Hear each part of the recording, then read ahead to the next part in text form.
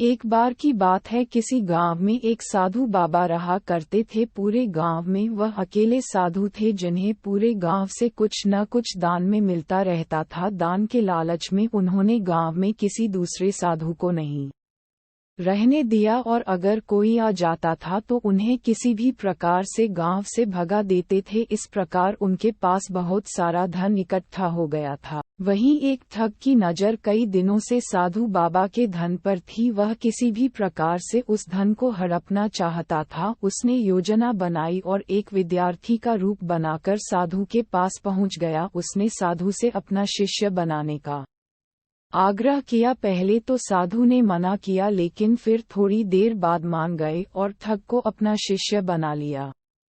ठग साधु के साथ ही मंदिर में रहने लगा और साधु की सेवा के साथ साथ मंदिर की देखभाल भी करने लगा।